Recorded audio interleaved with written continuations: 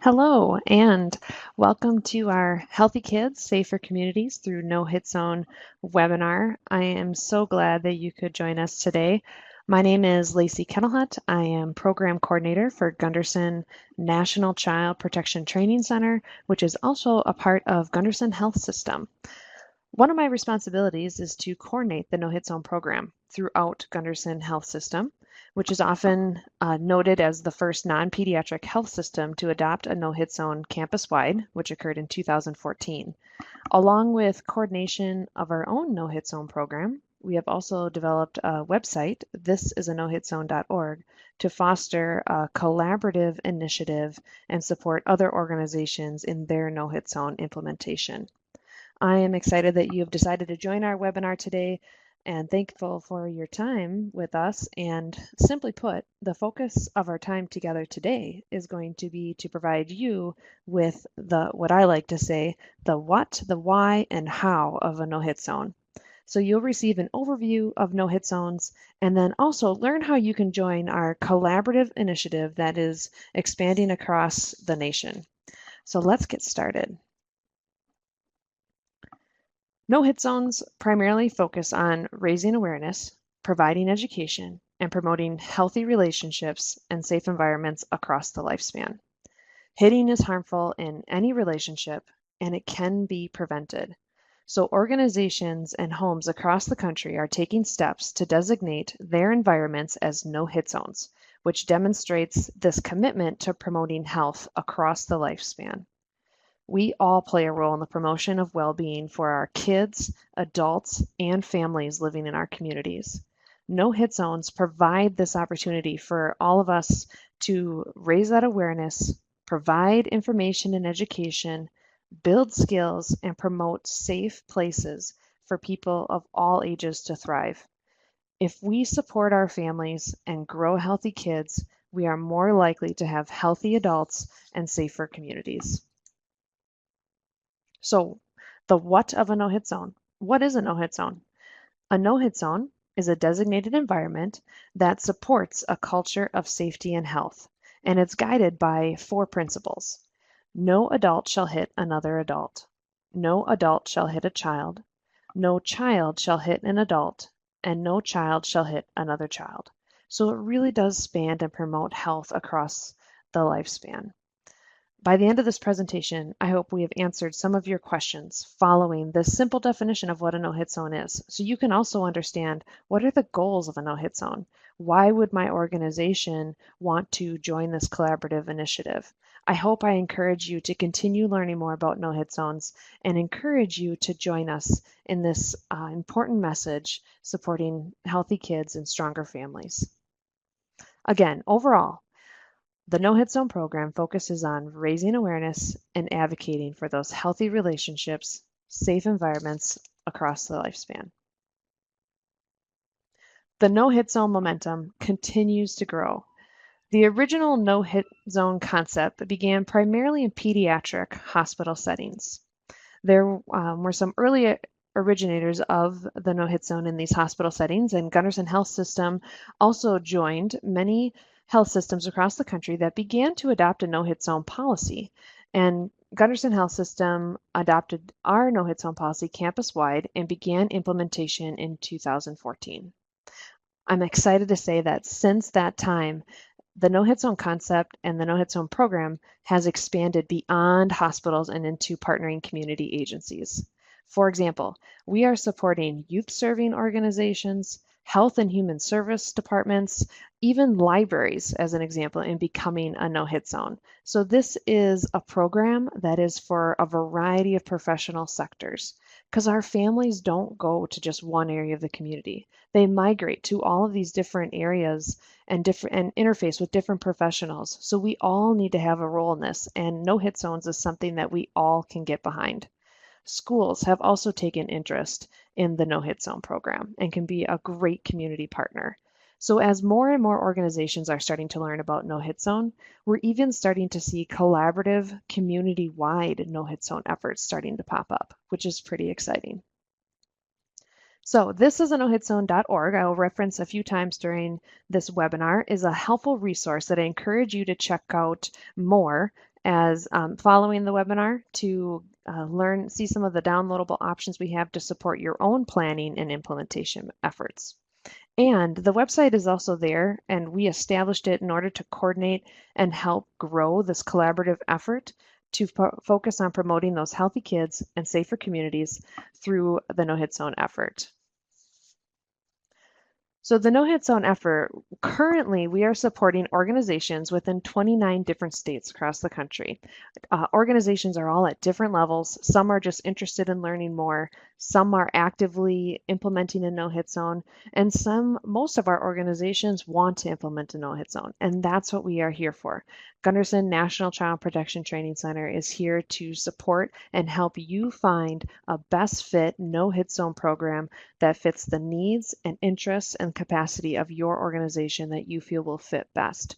We are here to support you in doing that, and I encourage you to join this initiative that is just expanding and spreading throughout our country.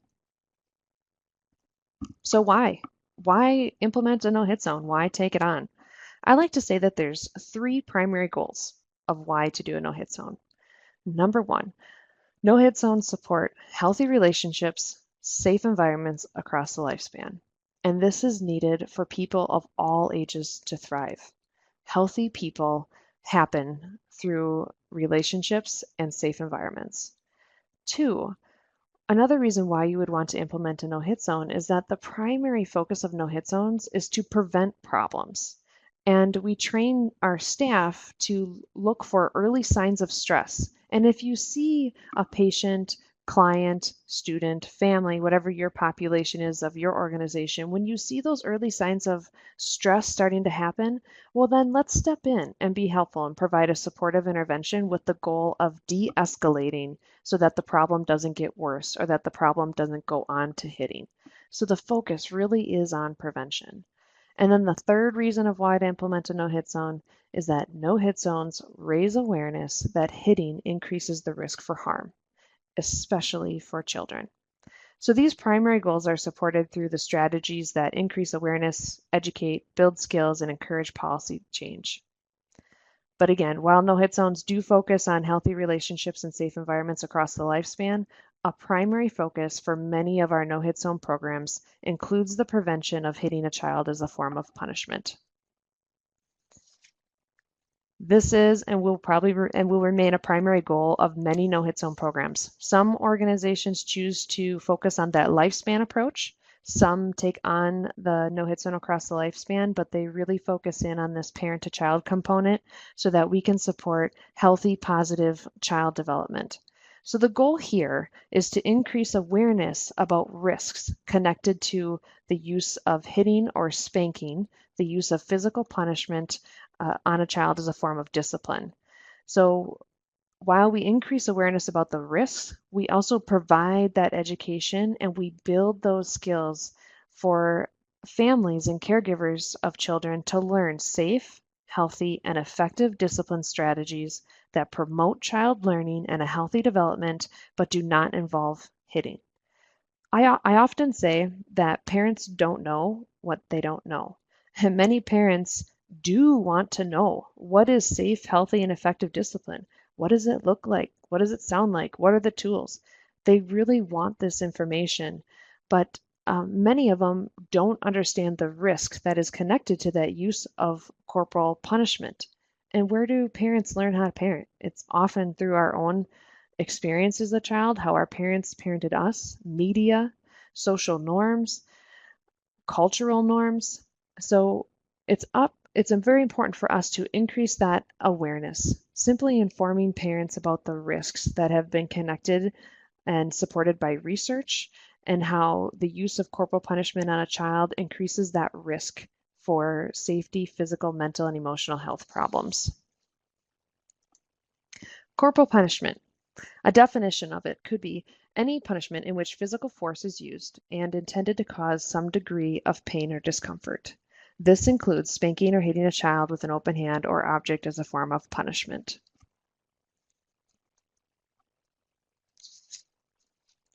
So one primary no-hit zone goal is to prevent child maltreatment by providing education to raise awareness about increased physical and mental health risk factors that have been connected to the use of corporal punishment on children. On the screen that you see before you right now is a brief summary of just some of the factors that we have learned from research, how it does not improve child behavior or learning in the long term. Instead, it actually increases risk for negative outcomes. And children are more likely to display defiant or aggressive behavior in those that have been the recipient of corporal punishment. And it's been connected to mental health problems, antisocial behavior, increased risk to have a negative relationship with parents. And we also know that children have a greater risk of experiencing a serious injury or physical abuse. We also know that the use of corporal punishment on children is passed down from generation to generation. So I'd like to emphasize that as we talk about corporal punishment, we recognize that it is a risk factor. Corporal punishment can be considered a risk factor in connection to child's development. So to help to explain risk, you could look at smoking is a risk factor.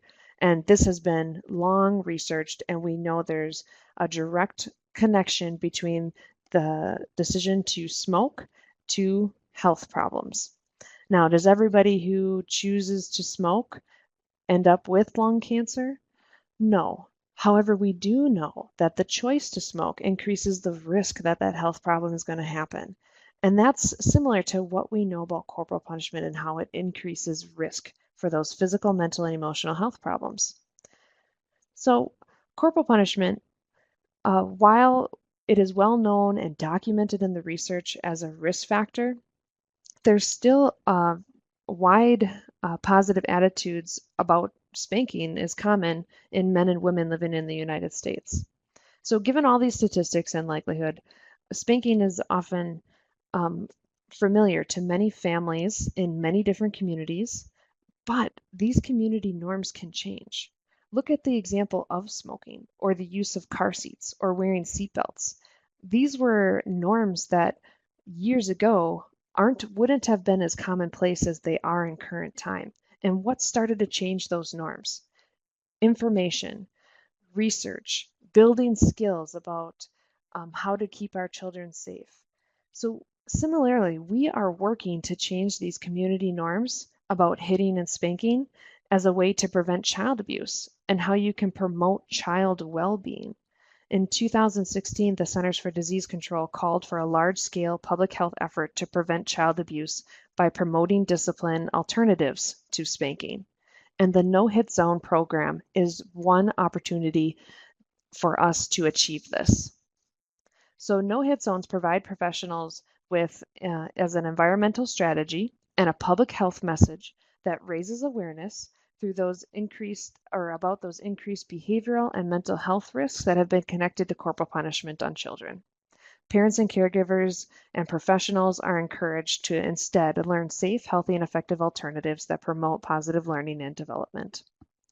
So no hit zones do focus on giving this information to parents, increasing their awareness about it, providing education, and then building those skills, helping our parents and giving them the tools that they need so that they can make more informed decisions about child discipline methods that actually enhance relationships, promote learning, and will support a healthy, positive child development. No hit zones first strive to prevent a problem, and then we strive to promote those positive protective factors that we know strengthen families throughout our communities. So ultimately, the goal is to reduce the risk factors while increasing those positive protective factors that we know promote healthy, safe, and resilient child development. Because we know that early experiences of a child are connected to adult health outcomes.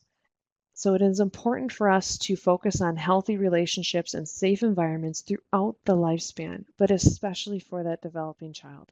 And the primary system of influence on the developing child is the family. We all have a role in promoting strong families in our communities, and No Hit Zones helps us to do that. So in summary, No Hit Zones work to prevent child maltreatment, increase and encourage parental awareness and knowledge about healthy discipline options that do not include hitting. They encourage nonviolent conflict resolution skills, the use of pro-social skills in all relationships to resolve conflict. And this is needed across the lifespan. They promote safe places for people of all ages to thrive. And childhood development, as we know, is greatly influenced by those family interactions and the environments in which they are involved and in which they go. So that was the what a no-hit zone is, and a little bit on why you might want to choose to implement a no-hit zone. And now I'd like to spend a little time on, so how do you do it? How do you implement a no-hit zone program? So becoming a no-hit zone program is simple. And there's 4 strategies of action, or the 4 strategies of change that can guide how an organization implements a no-hit zone. So I'll paint a picture for you for how you could put these 4 steps of action into place in your own organization.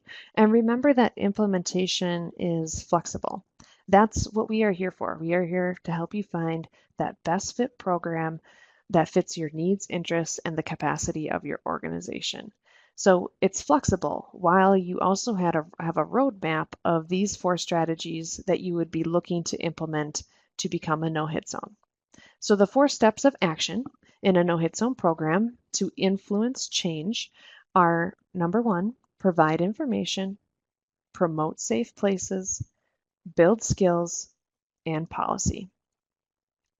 So the no-hit zone program strives to raise awareness and influence change in attitudes and behaviors through a mixed approach of both individual strategies to address change, to encourage change, as well as environmental strategies to encourage change. And it is through this layered approach of strategies that are connected to each other, that support one another, that you will have an influence in attitude change and behaviors and promote that culture of safety and health. So the 4 strategies of change, they work together, they support each other, and by trying to hit all of these and put all of these into place, you'll have a stronger message and a stronger approach to influencing that attitude change. So, for example, an organization could just provide information to families, which is a great start in starting to help our families become more informed.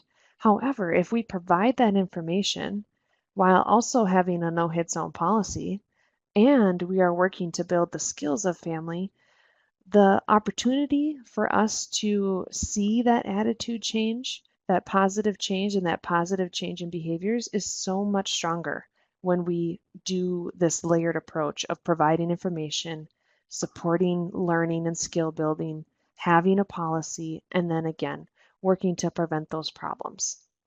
Putting these 4 all together is a strong approach that will influence that change that we would like to see and give the information that those parents and caregivers of children are looking for. So let's go through each of the strategies, take them one by one. I'll show you, tell you a little bit more about why these 4 strategies, and then also how might these look? Because I've said implementation is flexible. So you can make your organization or your no-hit zone program fit your organization in a variety of ways. I would also like to just mention that these 4 steps of action are supported by research as effective strategies in reducing favorable attitudes about corporal punishment. So strategy 1 is to provide information. This is often the easiest one, and this is often one that many organizations do well already. So a no-hit zone program will have a visual statement that is supported through the information provided. So there's this visual connection, and this, so people start to see that same logo, they see the same and hear the same message, and this can start to get really powerful when you start to see communities taking on a community-wide no-hit zone effort, because the family then that goes to the healthcare system sees this message. Then they go to school the next day and they see this message, and they go to their library and they see the same message. And that's where we really start to see collective impact and a strong messages that starts to change some of those cultural norms and support healthy, positive child development. So providing information is identified often as the easiest component. There's a variety of no-hit zone visual materials that are available at thisisanohitzone.org. These are just some of them. But you could show your visual commitment through a window cling, through a magnet, through a poster, and then there's a variety of ways that you can get information into the hands of family about the importance of those pro-social conflict resolution skills, about the risk of corporal punishment, many ways that you can support healthy relationships by providing information. So the purpose of Strategy 1 is to raise that awareness and provide education. Families and parents, as I said earlier, don't know what they don't know. And as professionals, no-hit zones give us the opportunity to raise that awareness and provide that education. So what could this look like? Here's a couple ideas. You could have a visible display of no-hit zone materials or the logo. For example, at Gunderson Health System, we have the no-hit zone logo located on all of our outside entrances. So as families are entering, they see it right there. You could also have posters in the waiting areas or in high traffic areas where families tend to go. We have a poster sitting right outside of our cafeteria because we know that that is an area that families are likely to traffic and see this information. Brochures, handouts, you could have a strong social media campaign, you could have strong web-based communication. There are a lot of avenues of how you could get this information to families. So strategy 2, that was a little bit about strategy 1, which is pretty simple. Have your visual commitment and then provide that information to them. And strategy 2 focuses on promoting safe places. The purpose of this strategy is to promote a safe, supportive environment through a focus on preventing problems. This strategy aligns with the mission of many organizations in your community because we all want to prevent problems and we all want, of course, to promote a safe and supportive environment. So what could this look like? Well, sometimes many organizations will use a distraction kit or coloring books.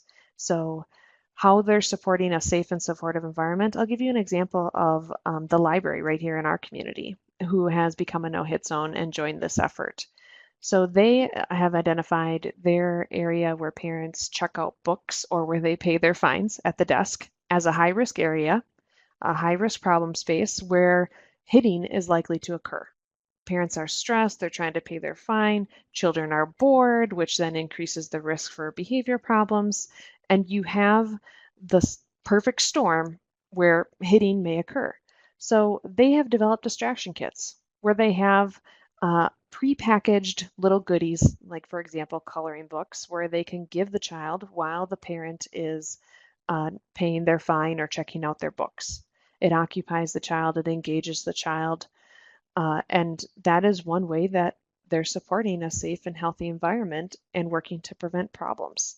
They also put in these really, really neat heat sensor where the kids can trace their fingers on them and the light follows where their finger goes. And they did that all in effort of being a no-hit zone. And even their security guard has commented how he has seen behavior problems reduce just by a few simple strategies to change the environment and promote positive choices. So that's a little bit or an example that can help paint the picture of what promoting safe places looks like. We're working to get ahead of the problems. We're working to model the use of pro-social conflict resolution skills, and we're just there as staff to be supportive when we see a family in need. And then we take that purposeful action to being helpful. Strategy 3. And this actually has 2 parts. So strategy 3 is to build those skills. The purpose of this is to increase access and supports for parents to learn those safe, healthy, and effective discipline strategies that do not involve hitting. If a parent is using corporal punishment as their discipline method, and then they decide to make that commitment to not use that, they need other tools. that are healthy and effective in promoting child learning and a healthy development. So no-hit zones encourage parents to learn those skills. And parents often cite the professional that many of you work with, and many of you are the professional to many parents, as the credible source for parenting help and information. They are looking to us as credible community resources, and it is up to us to first have this knowledge and then help equip our parents with that knowledge and those skills. So the purpose is to encourage learning of those healthy discipline strategies. So what could it look like? Many organizations offer in-house evidence-based parenting supports, and that's great if your organization has the capacity to do that. There are a variety of evidence-based programs through either classes, one-on-one brief interventions, or parent cafes have become very popular, at least in our area. A lot of ways that you can start building skills for parents and caregivers. And if your organization doesn't have the capacity to offer your own parenting program or parenting support, can your staff at least help direct people to where in your community they can get that information? Maybe you could be a great resource for referring families to credible parenting support resources located right in your community. And that could meet this strategy 3, simply by helping parents get to those resources and increasing access. So that's a little bit of what that strategy could look like. Strategy 3B, so the second part of strategy 3, is building skills of staff. So the purpose of this strategy is to improve supportive communication skills that staff are using, as well as effective problem de-escalation skills. The goal is, can we identify those problems that are starting to rumble early on and then step in, be a helpful resource so that we de-escalate the problem instead of letting it just escalate. So what could this look like? Well, some examples are staff training on supportive communication and problem de-escalation skills. You might already have a program going on in your organization that already does this, that supports staff in using those supportive communication skills, and you can just connect that to the no-hit zone program and your effort to be a designated no-hit zone environment. On our website, we offer a variety of training options as well. I'll show you one of those on the next slide. But when you sign up with us, there's a webinar that you'll have access to. There's a PSA. You can also get access to a presentation that you could deliver. There's many different ways that you can build your skills of staff. And a great resource is also just having a plan ahead of time, talking about possible scenarios. So for example, in our cafeteria, it's likely that you could see stressed out families as they're trying to decide what they want to eat and going through the line and then trying to pay. When you see that, what could we do? And you have that discussion with staff ahead of time. And then after an intervention has happened, you give staff the opportunity to review those. What went well? What could we do better next time? And those are all examples of how you could help build the skills of your staff. So this is just one example of a slideshow.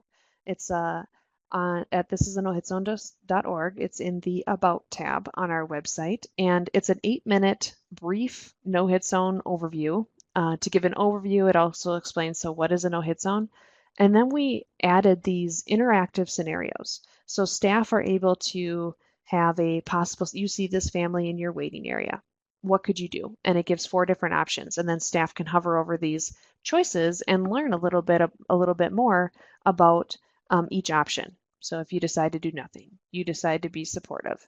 It's a really nice, helpful tool that's available on the website. So I just wanted to share that with you. And if we talk a little bit more about, so what is the role of staff? And many staff want to know this when an organization becomes a no-hit zone. So what does that mean for me? What do I need to do as part of being a no-hit zone? Well, here's 3 things. Number 1, the focus for staff is to promote a welcoming, safe, and healthy environment. Promote those safe places. That's strategy number 2. Learn and use supportive communication strategies to provide this support and work to prevent further problem escalation. The goal is to intervene and then help to de-escalate the problem. Or do strategies on the front end so that we have less problems. The primary goal is always to prevent a problem.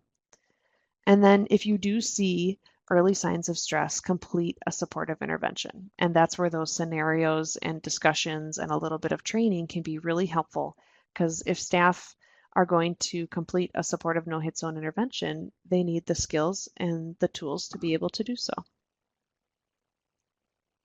So a little bit of supportive communication, how you can describe this to staff is really when you're stepping into helping a family is just your own increased awareness about your voice, how you're saying your words, what does it sound like, what is the communication, what are the messages that your nonverbal communication is setting, how you position your body, what your face looks like. So it's just this awareness of body presence, and then you're going to work to not go against a family during an intervention, but to come alongside of them, acknowledge that either, hey, it's hard for 2-year-olds to sit for a long period of time. Is there something I can do to help you? That's a supportive intervention strategy. Just kind of acknowledging and reflecting and being aware of how personal space dynamics can play in. And then supportive communication is more effective and successful if they have a plan. So this is why we are a no-hit zone. And then we're going to take the time for having these discussions ahead of time so that staff can be prepared and provide our families the best support during times of need. A helpful way to describe supportive intervention is through the use of a lead-in. So an example of this could be a staff member notices a family, and you could practice these through some of these scenario options. A lead-in is what is that step into the supportive intervention, the start of it. And it can be as simple as, can I help you? Or again, acknowledging. Most 2-year-olds find it hard to sit for long periods of time. Would it be helpful if I found something for your child to play with? Yes, it looks like you've been waiting a while. Could I bring you both a drink of water? So even in a no-hit zone intervention, you don't even need to say the words no-hit zone. You're just providing support, getting ahead of the problem, coming alongside that parent or that family and helping to de-escalate the stress of the situation. Sometimes it is helpful to just simply state that this is a no-hit zone policy. And we hear stories all the time about just by having a no-hit zone poster up, that even that starts to impact behaviors, because most people do follow the rules. So when they see that the environment is a designated no-hit zone, most people do follow it. And naturally, they might be curious and ask questions. And what a great opportunity for us as professionals and organizations to then be prepared and ready to support that family and answer the questions that they might have about a no-hit zone. And some of the resources we offer can help describe what a no-hit zone is to your families, but it could be a great opportunity to share different resources for safe, healthy, and effective discipline as well. One of our partners recently shared a story how they had their no-hit zone poster up on the wall, and the staff didn't even have to intervene. It was a situation where it was a mother and 2 children. And of course, the siblings were having typical sibling behavior and starting to get a little antsy and going after each other. And the mother just simply pointed to the no-hit zone sign and said, hey, this is a no-hit zone. You can't do that here. So the posters and that visual statement can be really helpful. But there's a lot of ways that you can be supportive. And one other example, just in our own healthcare system, we observed a staff member who was in the waiting room area saw that a mother who had a young toddler and her infant in a car seat carrier was waiting for her appointment, could see those signs of stress. The toddler was acting like a typical toddler, wanting to explore, and the mother was somewhat tied down with her infant. And a staff member came over and asked if it would be okay for the child to come and observe the piano that was playing in the corner. Still in eyesight of the mom, but right there, great no-hit zone intervention where we were supportive, we promoted a safe place, we helped to engage that toddler, and we were a helpful support for that mom. That is an example of what a no-hit zone intervention could look like. So we practice de-escalation to support that successful intervention. Remember these 4 key steps for what can set staff up for a successful intervention. The goal is to prevent the situation from escalating. We're more likely to be successful if we get there early and do the intervention than if we wait for it to escalate and get worse. It's going to be a lot harder to be helpful when the escalation has gotten to the point of high problems. So the focus is to prevent, and then we're going to focus on intervening early when we do see some of those first signs of caregiver stress. So preventing and intervening early is key to this prevention of physical punishment, hitting, and violence. So staff are encouraged to remain calm and use a presence that is most effective as an intervention strategy. So often just by remaining calm is a helpful strategy to prevent escalation. So we encourage our staff to remain calm, be non-judgmental, and the goal is to be helpful during when families are in need. And then the last one is to have a plan. We're more likely to be successful if we talk about this and have these discussions ahead of time and are prepared. Strategy 4. So we're already almost all the way through our strategies. Strategy 4 is implement a no-hit zone policy. The purpose of this is to adopt a policy that promotes an environment of safety and health. So what does it look like? This could be the adoption of an official no-hit zone policy for your organization. No-hit zone policies provide boundaries and guidelines for best practice in no-hit zone situations, and it also supports clear communication to staff. It will support positive workplace norms and values that promote that culture of safety and health. So just as an example, here's what a no-hit zone policy could start to sound like and look like. And on the website, we have a downloadable no-hit zone policy template that you could use and tailor so that it fits your organization. But this is one area that you can find a nice downloadable resource on the website as well. So those are the 4 strategies for change. Further support for implementation of these 4 strategies can be found at thisisnohitzone.org. We have a variety of resources on there, and we take your feedback. There's so many things that have changed since the last time I provided a webinar just based off of feedback that we get from organizations. We do listen to you, and what strategies or what resources you think would be helpful are probably helpful for another organization.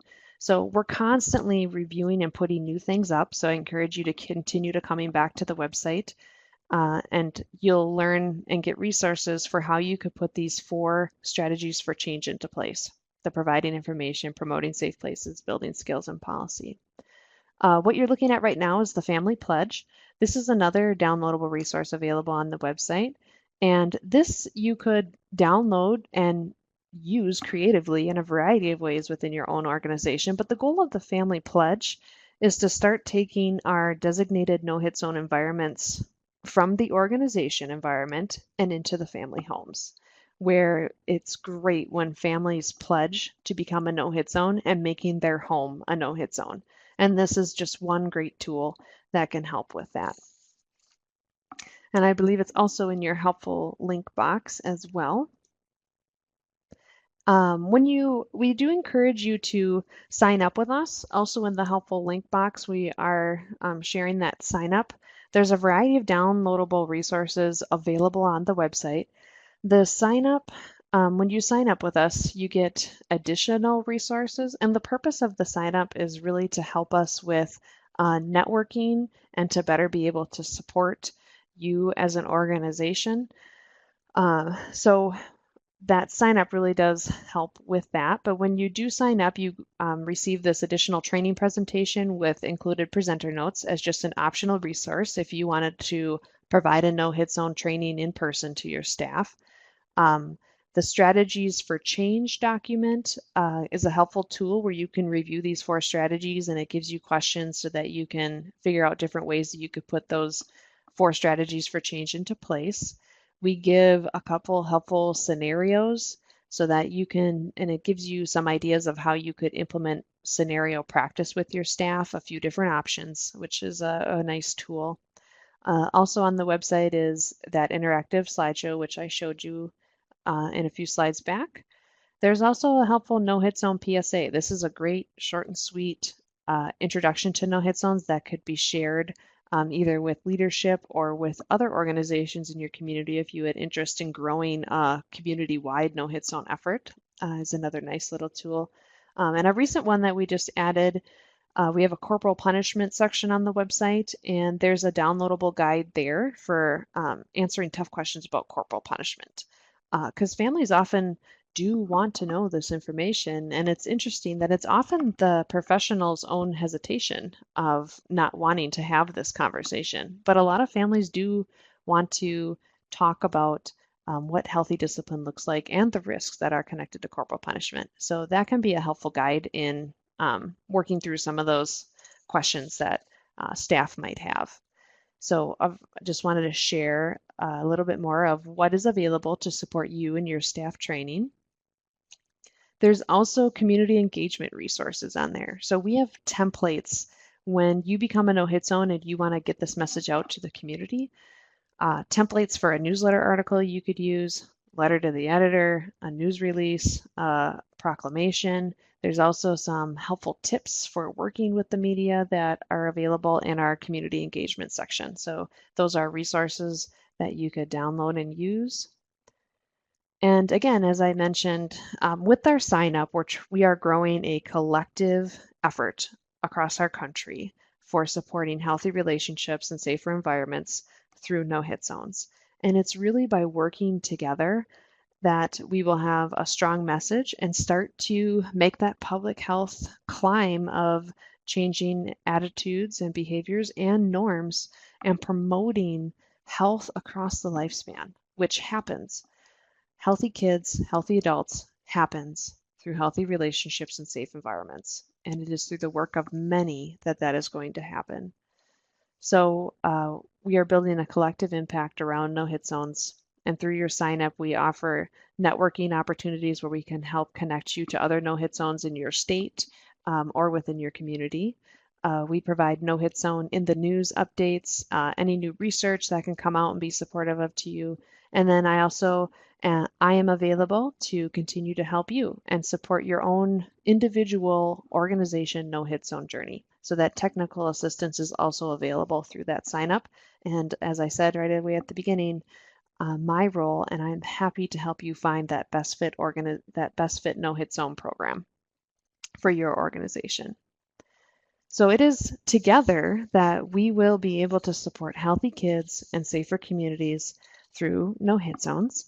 At the bottom of this slide is my contact information. And I encourage you to, after visiting or after this webinar, visit the website, check it out, explore it a little bit. And if you have any questions or would like to know more information, please feel free to contact me at any time. And I'm happy to work with you to answer questions, share a little bit more, and help you get started. Whether you are just interested in learning about no-hit zones, whether you want to become a no-hit zone and you want to enter that planning phase, or even if you are already in implementation. There's a variety of things that I learned by interfacing with different organizations that have no-hit zone programs that could share with you to help you in your journey. So I encourage you to contact me. And at this time, these are some of the references for the corporal punishment research that we showed earlier. But at this time, if we have, we'll open it up for questions that you might have. I will, if you have a general question that I feel would be helpful to the full group, I'll answer it while in this webinar. However, feel free to submit an individual question that's more specific to your organization. For those, I am happy to follow up with you following the webinar, or feel free just to email me or give me a call using that contact information. So at this time, if anyone has any questions, you could submit those. And if they're helpful to the entire group, I will try to provide an answer for you.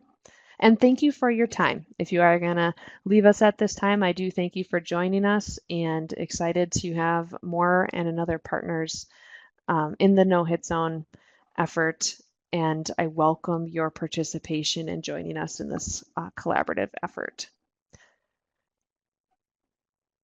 And again, there's also the registration link that is in the Helpful Links pod as well. Just wanted to remind you about that. So thank you for your time, and I'll review these questions and answer them.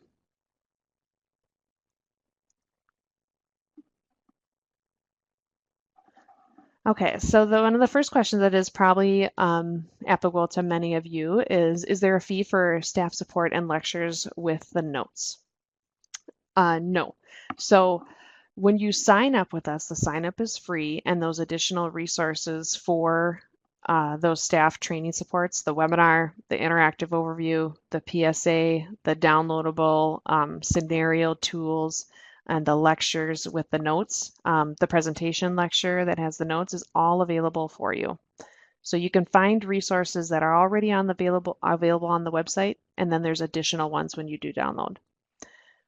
What there is a fee for are any of those additional No Hit Zone materials, such as like the magnets and the window clings and stickers, those type of things. But that's it. All the others are available for you to support your implementation.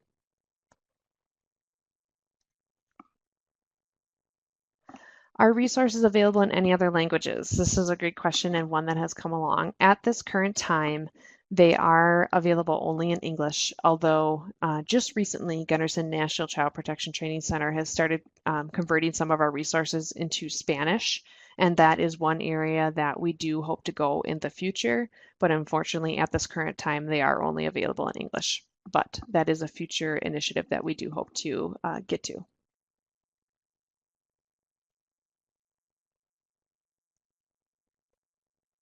Uh, some of the resources that are available in Spanish include through the National Child Protection Training Center are Talking About Touches brochure, which goes along with child safety, as well as Growing Safe, Healthy, and Resilient Children is another brochure that has a couple steps in there to promote healthy childhood. Those are a couple of the resources that have been converted to Spanish for you.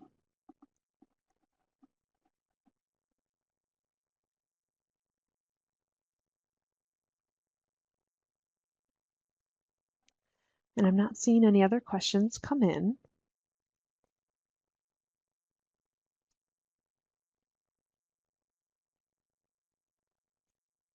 And again, if you, I will stay on for a while we still have participants involved. If you do have a question that pops up, happy to answer it. And again, if one comes up later following this webinar, I encourage you to, again, contact me, reach out. That's what we're here for. We're here to support your planning and your implementation No Hit Zone efforts.